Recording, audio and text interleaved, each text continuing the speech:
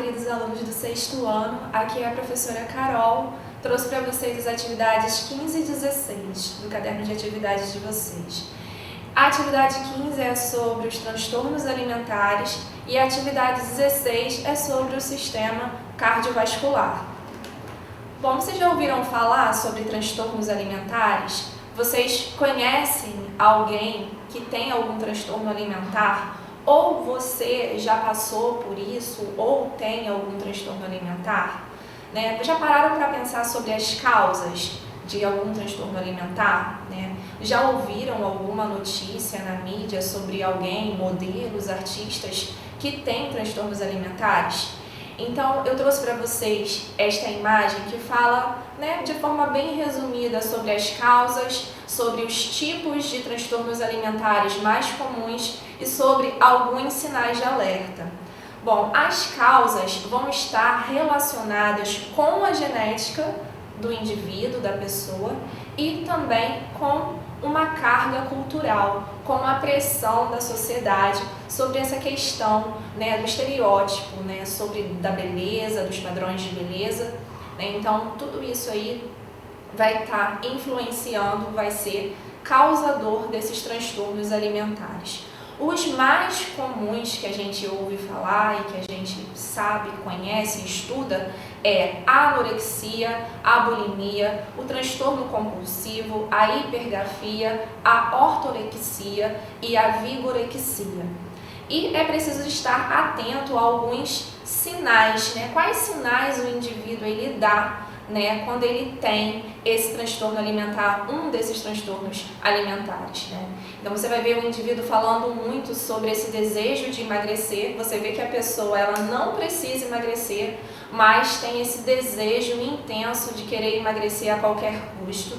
Essa pessoa apresenta um descontrole alimentar, ou é uma pessoa que vai comer de forma exagerada, ou então vai fazer períodos longos de jejum, ou então vai ter uma alimentação muito ali regrada, mas de uma forma bem exagerada, sem um objetivo específico. A pessoa também vai apresentar ganho de peso, pode ser às vezes a perda do peso, mas também como o ganho de peso.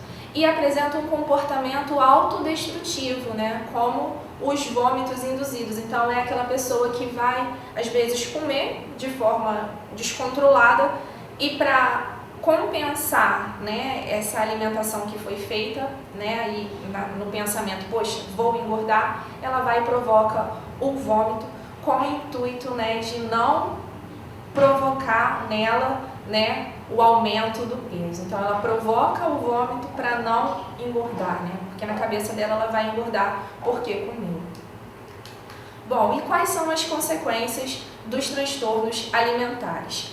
Algumas consequências dos transtornos alimentares atingem todo o organismo. Então, o cérebro, o intestino, cabelos, coração, rins, sangue, músculos e ossos, os hormônios, a pele, todas essas estruturas do nosso corpo, elas sofrem essas consequências dos transtornos alimentares. São consequências negativas, com certeza. Então, vai haver perda da memória, o cérebro ele vai funcionar de uma outra forma. Então, a pessoa ela não vai conseguir manter uma concentração nas atividades normais do dia a dia.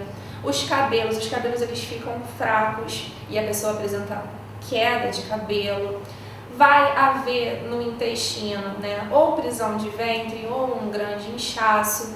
O coração ele vai apresentar uma redução da pressão sanguínea, a pessoa pode apresentar palpitações, pode até fazer parada cardíaca. Os rins, vai haver, geralmente culmina com a formação de pedra nos rins, podendo levar até mesmo à falência renal, no caso das pessoas que deixam completamente de se alimentar com o objetivo de emagrecer. Então, o transtorno alimentar, os transtornos alimentares, eles são doenças que precisam ser observadas nos indivíduos e precisam ser tratadas e cuidadas. É importantíssimo que haja, se algum familiar, alguma pessoa que você conheça tem algum tipo de transtorno alimentar, é preciso que se dê esse apoio à pessoa e que ajude, né, a enfrentar esse problema da forma, né, da melhor forma possível para que a pessoa tenha algum tipo de qualidade, né, de melhora de vida.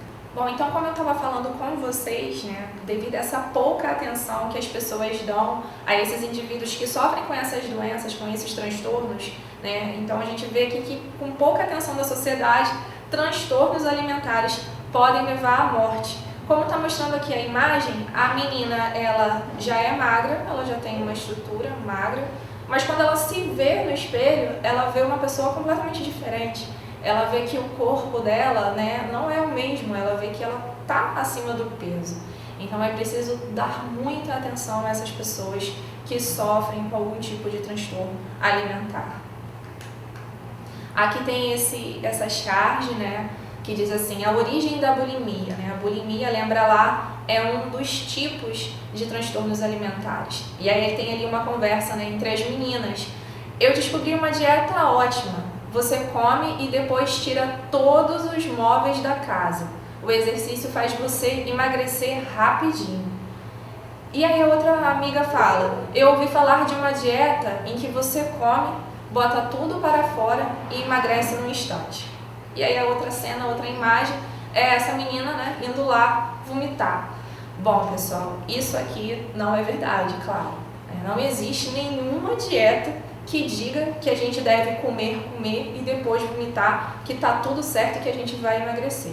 Isso só vai provocar consequências ainda maiores para o nosso organismo, né? Consequências muito maiores do que engordar. Então vai causar consequências para o cérebro, para os rins, para o coração, para a pele, para todo o nosso corpo, né? E pode chegar até, como a gente viu, né? Se não tiver atenção, não tiver cuidado, tratamento, pode levar à morte desse indivíduo que sofre com esse tipo de transtorno alimentar.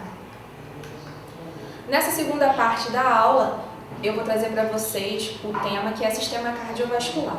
Mas quero lembrar uma coisa a vocês, que é sobre o sistema nervoso, né? A gente já estudou bastante sobre o sistema nervoso, mas lembrar que o sistema nervoso é quem comanda, né, todos os outros sistemas. Então existe ali uma interação entre sistema cardiovascular e sistema nervoso. Então todo o nosso organismo, todo o nosso corpo, ele funciona de forma integrada. Então os sistemas eles funcionam de forma integrada. Então o sistema endócrino, que é o sistema que produz os hormônios, funciona também de forma integrada com o sistema cardiovascular, sistema digestório, entre outros. Então é todo um conjunto, né, de sistemas trabalhando de forma harmônica, equilibrada, né, organizada. Então aqui a gente vê o sistema cardiovascular, essa imagem mostra ali quais são as estruturas presentes no sistema cardiovascular, tem o coração, as artérias, as veias, os capilares, e aí vai mostrar toda essa integração dessas estruturas do sistema cardiovascular. Trouxe para vocês essa imagem, porque essa imagem está presente na atividade de vocês e mostra a diferença entre veia, artéria e capilar. A gente vê que as veias, elas são responsáveis por levar o sangue que vem de todo o nosso corpo para o coração. Suas paredes, elas são mais finas que as das artérias. A gente tem a artéria, que a artéria ela vai levar o sangue do coração para todo o nosso corpo. As paredes das artérias, elas são espessas e dilatáveis. E tem os capilares, que levam sangue aos tecidos para fornecer oxigênio às células e vai também fazer a ligação entre as artérias e as veias. E aqui de forma bem resumida, trouxe para vocês o funcionamento do sistema cardiovascular. Então a gente vê ali embaixo, né, que diz assim, corpo. O sangue, ele está rico em gás carbônico, o sangue que sai, né, dos tecidos, ele está rico em gás carbônico e vai voltar para o coração. Quando ele chega ao coração, ele chega numa primeira estrutura que é chamada de átrio direito. Chegou no átrio direito, esse sangue é bombeado para o ventrículo direito e dali é bombeado para o pulmão. No pulmão vai haver um processo chamado processo de troca gasosa. Então, nesse processo, esse sangue venoso, rico em gás carbônico, ele vai começar a ser oxigenado.